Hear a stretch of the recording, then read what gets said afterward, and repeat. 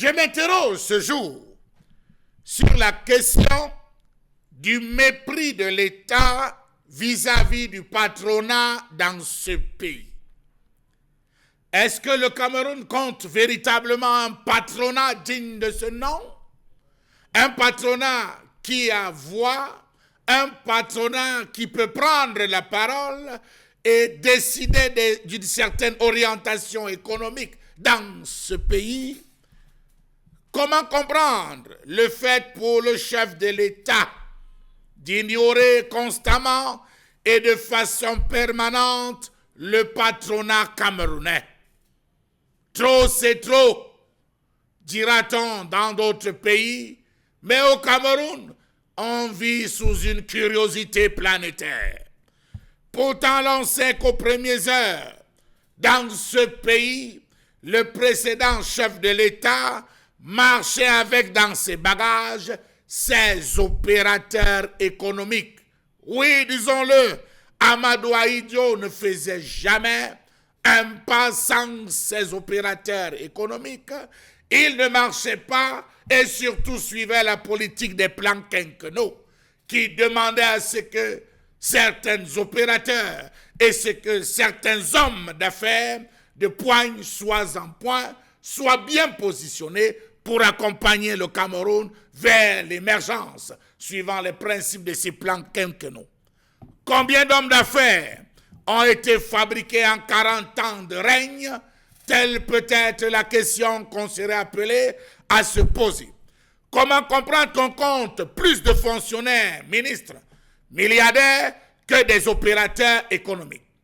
Devait-on donc comprendre par ce mépris que le chef de l'État, ou peut-être l'État du Cameroun, ne reconnaît pas avoir des hommes d'affaires? Question. Autre aspect questionnable, n'y a-t-il pas lieu de se dire que ce sont finalement ces ministres qui, parce que milliardaires, qui se cacheraient derrière ces opérateurs économiques, raison pour laquelle on s'en fout d'eux sur le plan national? Comment comprendre que dans ce pays, les opérateurs économiques se retrouvent à faire de la lèche pour obtenir des faveurs, de la lèche pour avoir un espace, de la lèche pour pouvoir procéder à l'extension, parce qu'en fait, ce sont les autres qui tiennent le bic, qui sont plus riches, qui ont plus de moyens qu'eux. Le mercredi 23 juin 2021 à Yaoundé, l'homme d'affaires nigérien Aliko Dangote a rencontré le président camerounais Paul Biya, qui a dit après sur son compte Twitter être, je cite, ravi de discuter de nouvelles opportunités d'investissement au Cameroun avec M. Aliko Dangote ce jour au Palais de l'Unité. Fin de citation. Comment comprendre cette audience sur fond de critiques dans un contexte de tension avec le patronat où le patronat depuis des années exige un tête-à-tête avec le chef de l'État pour lui présenter un ensemble de points? Des points portant sur la crise anglophone, des points portant sur le code de la bonne gouvernance, des points portant sur l'assainissement du secteur économique. Qu'a-t-il fait de la lettre adressée à lui par Célestin Tawamba, président du JICAM, le 16 janvier 2021? Le président Biya, allons-nous le dire, en termes de questions, n'a-t-il que de mépris pour ses compatriotes qui veulent ensemble l'accompagner dans son processus d'émergence à l'horizon 2035? Pourquoi ne reçoit-il donc pas l'ensemble du patronat qui pourtant a de très très bonnes idées sur le devenir et le développement du Cameroun? Autre question. Nous avons dans ce pays, en termes de conclusion, un État fort et un secteur privé faible. C'est le fonctionnaire qui tue l'entreprise. Savez-vous que le président directeur général de ce groupe était à Yaoundé sur invitation spéciale du président camerounais? Savez-vous que l'homme d'affaires a été décoré d'une médaille de commandeur de l'ordre national de la valeur, distinction qui est remise aux personnes ayant rendu des services jugés imminents à l'État du Cameroun? Pourtant, au Cameroun, nous avons de jeunes opérateurs qui nécessiteraient avoir ne serait-ce que l'accompagnement. Pourquoi le chef de l'État se refuse-t-il à discuter avec ces hommes de main?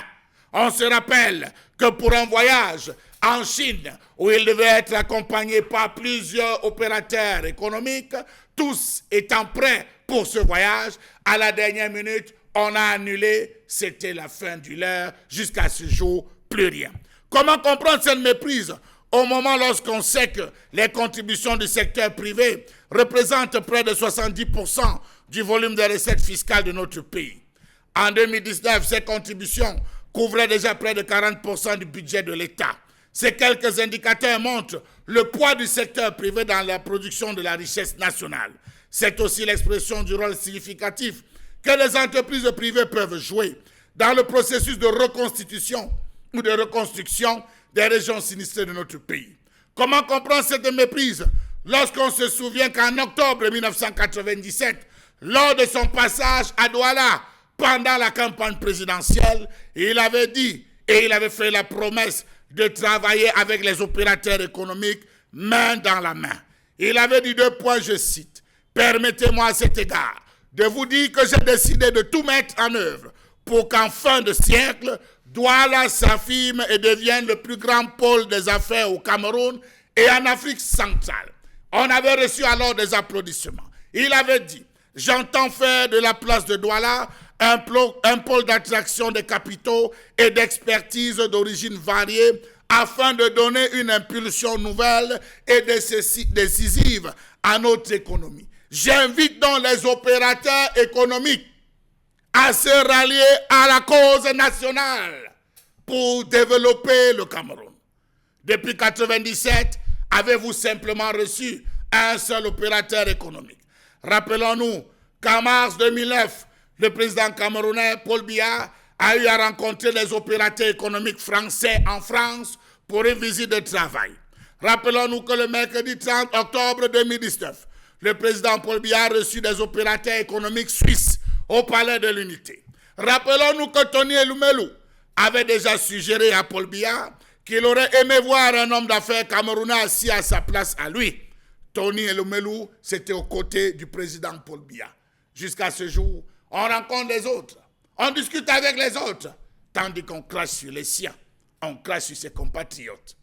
Quel Cameroun voulons-nous laisser demain aux autres? Point d'interrogation.